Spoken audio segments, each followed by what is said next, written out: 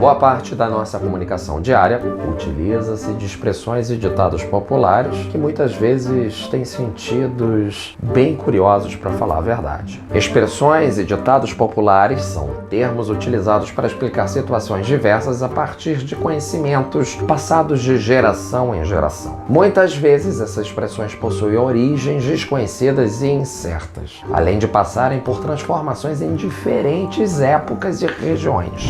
Geralmente, a evolução desses ditados é um elemento importante da evolução cultural de um local. Isso vale tanto para regiões menores como países inteiros e atinge todas as classes sociais. Apesar de populares, no entanto, nem sempre conseguimos traçar a origem do real significado de expressões populares. Por outro lado, algumas podem ter o passado traçado, e são essas que apresentaremos hoje aqui. Olá, meu amigo e minha amiga.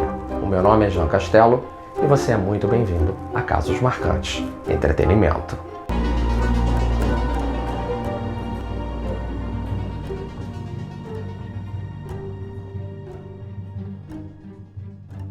Vamos começar com expressões populares históricas. Corredor polonês. A expressão é atualmente utilizada para referenciar passagens estreitas formadas por fileiras de pessoas, muitas vezes de forma intimidadora. A Alemanha, após perder uma faixa de terra para a Polônia em 1919, com o Tratado de Versalhes, a mesma retomou a região em 1939. Na ocasião, os poloneses ficaram encurralados e foram esmagados pelo adversário, com alemães posicionados nos dois lados, e por esta razão o nome ficou Corredor Polonês. Erro crasso. Ninguém fica feliz ao cometer um erro crasso, que é um erro claro e estúpido demais para ter sido feito. Mas talvez o pior deles tenha sido feito pelo próprio Crasso. O imperador romano Marco Licínio Crasso dividiu o poder com Júlio César e Pompeu durante o primeiro triunvirato. O imperador, no entanto, tomou uma decisão precipitada de atacar a cavalaria inimiga em campo aberto e foi dizimado de forma brutal e histórica, e assim criando um dos ditados populares mais difundidos da história. O sujeito cometeu um erro crasso. De meia tigela. A expressão tem origem ainda durante o período da monarquia portuguesa. Na época, funcionários da realeza recebiam alimentos de acordo com a função desempenhada e o grau de importância na corte. Sendo assim, os funcionários de hierarquia mais baixa acabavam recebendo apenas meia tigela de comida, por serem considerados inferiores na classificação. E por essa razão que às vezes a gente diz: esse sujeito, esse oponente, esse cara, essa mulher é de meia tigela. Ou seja, não é muito importante, é um fracote ou algo assim parecido.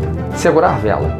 Quem nenhum amigo ou amiga já segurou vela pela amizade? Que é quando um casal, bem no início, leva o amigo ou amiga para fazer aquela companhia enquanto o casal está se conhecendo. E acredite, segurar vela tem uma origem bem literal. Ainda no período da Idade Média, na época, as velas eram as principais fontes de iluminação das casas, e era comum que algumas pessoas exercessem a função de segurar vela para que os mais experientes pudessem trabalhar. Para você ficar de boca aberta agora, na França, por exemplo, alguns criados seguravam velas enquanto seus patrões tinham relações sexuais. Negócio da China.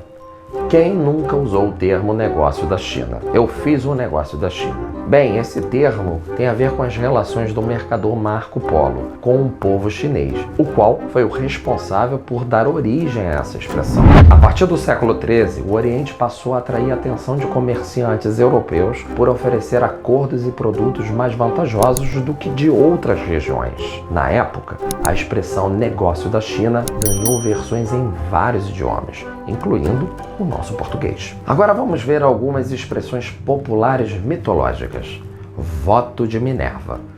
O voto de Minerva surgiu no latim, mas com referências na mitologia grega. Na história, foi o voto da deusa Minerva, ou Atenas, quem decidiu o fim de Orestes, que foi quem matou a própria mãe e seu amante. Quando ele estava sendo julgado pelos crimes, formado por um júri de 12 pessoas, a decisão levou ao empate. Para desempatar, entra a deusa da justiça, que decidiu o caso, inocentando Orestes, e assim dando origem a um dos ditados mais conhecidos e famosos. E por essa razão, algumas vezes a gente diz: fulano foi decisivo, ele foi o voto de Minerva. Calcanhar de Aquiles.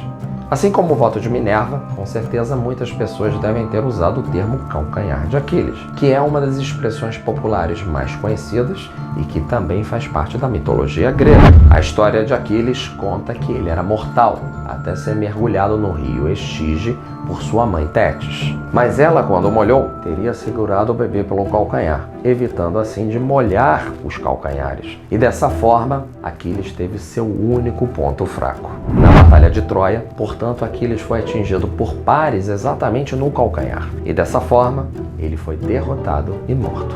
Agora vamos ver algumas expressões populares literárias. Elefante branco.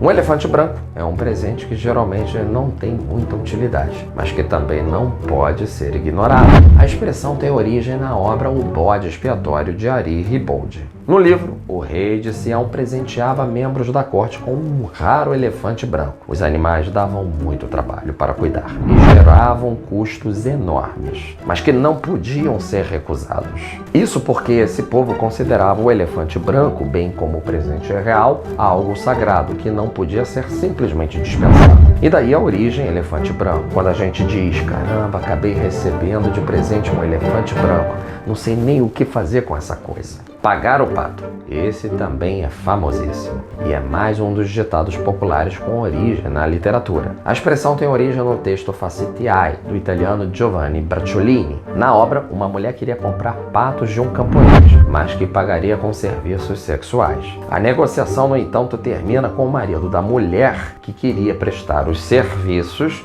descobrindo a situação e pagando pelo pato com dinheiro para pôr fim à situação. Agora vamos para algumas expressões populares brasileiras. Casa de Mãe Joana.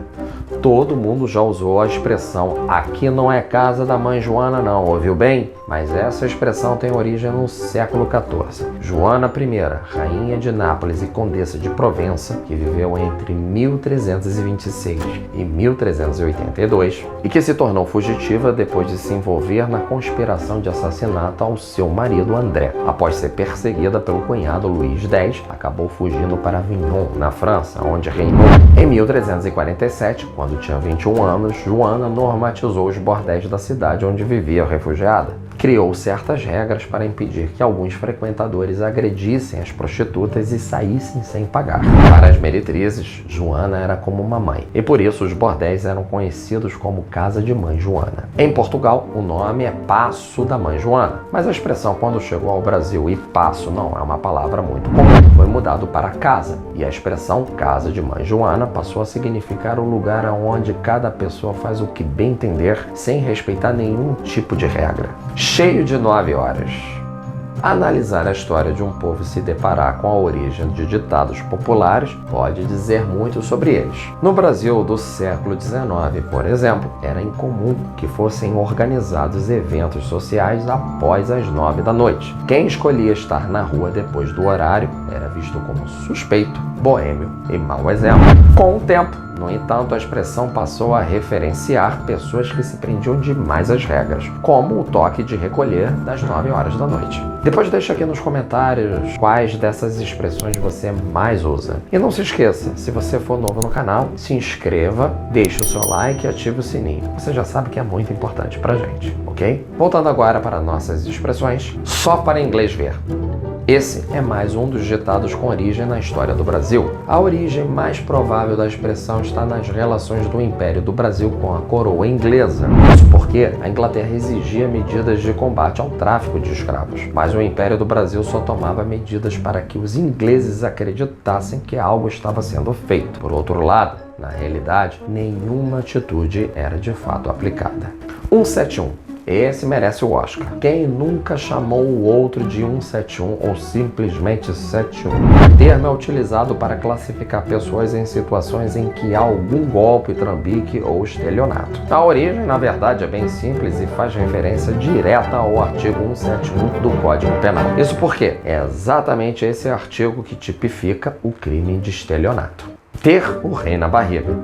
Naturalmente, a expressão tem origem no período em que a monarquia estava em alta. Isso porque quando a rainha ficava grávida, ela ganhava um novo status na corte. Como carregava o sucessor do trono, ela recebia tratos especiais e mais atenção, sendo vista como arrogante por parte da corte e da população. Daí, essa expressão, quando você diz, essa pessoa é prepotente, está achando que tem um rei na barriga. Pôr a mão no fogo por alguém.